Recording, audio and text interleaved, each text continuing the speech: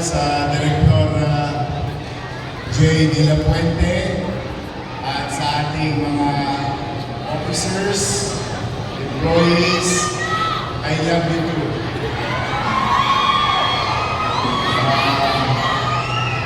Sa ating mga masisipag, alam niyo, yung ating mga social welfare division.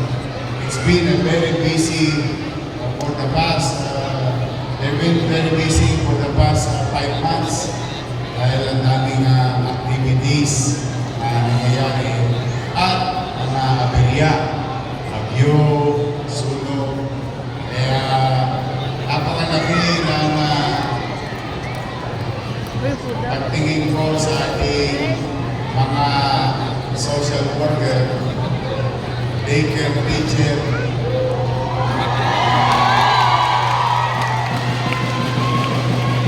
kasi sila yung gigising ng aga, may sunog sa lahat sa Manila, sila agad kakalabitin ni Jay.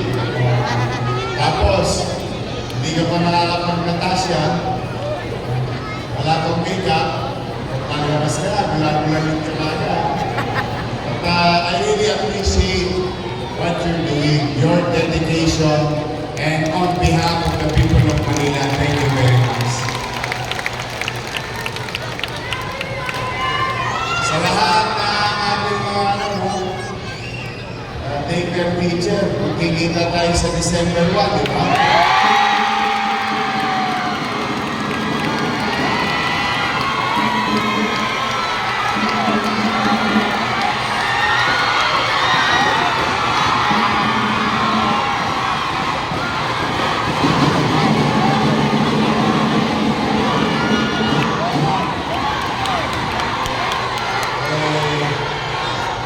Pasensyahan niyo na yung nakakayanan ko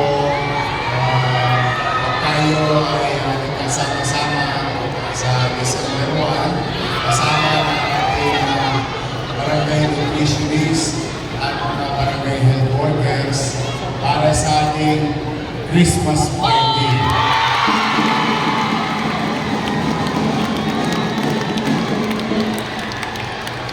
Gusto ko lang kasama ko kayo sa salo-salo para naman talaga hirap na hirap ang lungsod, ang pangalan ng lungsod ng Manila sa pananalapi. Pero as a matter of showing of gratitude to our public servant, barangay nutritionists, barangay health workers, and our daycare teachers, meron tayong konting hinanda para sa inyo.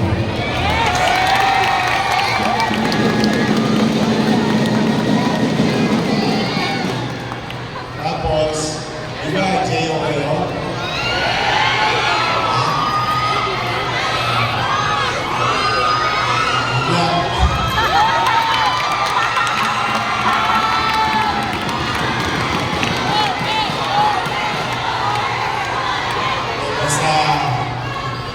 I'll do my best first. Basta importante yung isang pinakamalaking problema na inausan natin. Particularly because by operation of law, yung ating mga permanent employees kahit pa paano na ituwin ko sila 317 million yung bonus. I'm happy for them with all honesty. Ilang araw bago dumating yung 17 na yun, pagka please nakaraos tayo. But then again, huwag kayo magalala sa mga magulang na nandito. Next year, yung gagawing programa ng inyong pamahalang lungsod na kung yung aking mga minamahal na lolo't lola ay mayroong insure. Ngayon, yung mga supling nyo naman, next year. Pagkinibayin natin ang buto mabilis lumaki, sustansya, araw-araw, every other day, may gatas na ang ating mga daycare. Kapag tabihan mo ng pera, more or less about 20 million pesos para sa isang quarter na tugon sa nutrisyon natin sa ating mga daycare students. Kaya marami pa tayong gagawin.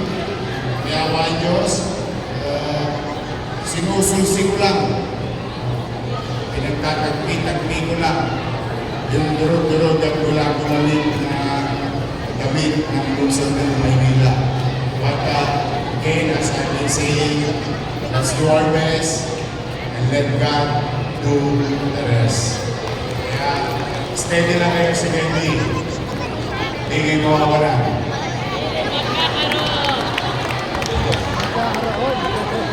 Dahil magkakaroon kayo.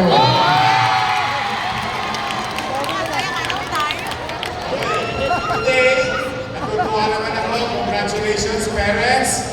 To the parents, you are all winners for your kids. Participating in these activities creates something for your children. And to the teachers, to the workers, thank you very much for collaboration among each other. You must continue doing this. These are type of activities that may help and at least build among our community, camaraderie, knowing each other, competing healthy competition, and hopefully, kayain ninyo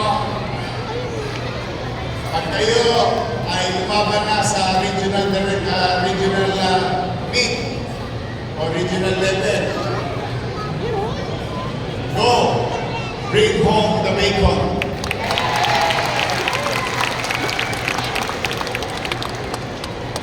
Last year, ang mga atletang bata pinadala ng pamahalaan ng lungsod ng Maynila sa national competition. Nakakuha naman tayo ng gold. Isa. One gold. Sadly, with hundreds of students for mga kabataan ng Maynila. We ranked number 84 sa dulo ng walang hanggan. But this year, under our watch, through the leadership of Daily Baganista, we send again students, Batang Maynila, Batang Pinoy competition. We got 43 gold medal ang siyudad ng Maynila. So from 1 dati, ngayon 43. From number 84 ang Maynila, now number 5. So what I mean by this, kapag ang pamahalang lungsod sinuportahan yung ganitong mga gawain, mas marami tayong matatagpuang mga champion na Batang Maynila. So rest assured that your city government will continue to support such productive activity like this.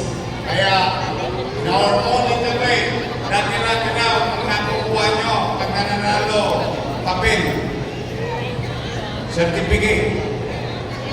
Meron bang marmol? Nakalagay, or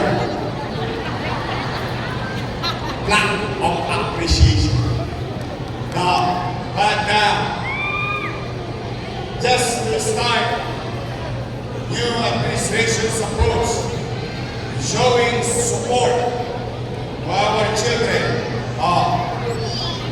Sabi ni Jay, meron daw fourth runner-up, may third runner-up, may second runner-up, may first runner-up. Tama ba? May magagaling naman ito mga judges natin. O sige, para kahit pa paano may maiuwi kayo. Fourth runner-up, 10,000.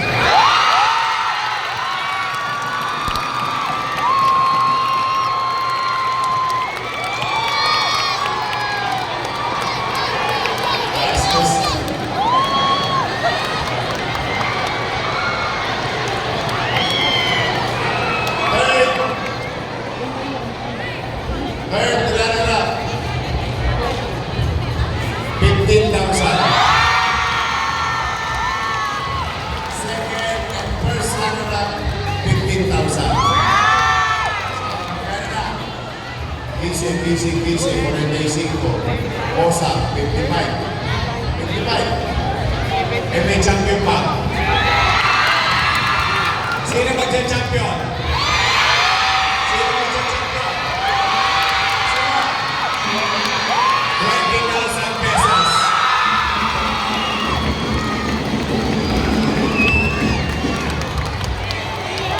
Pagkasesya nyo na yan, ha? Konting-konti lang.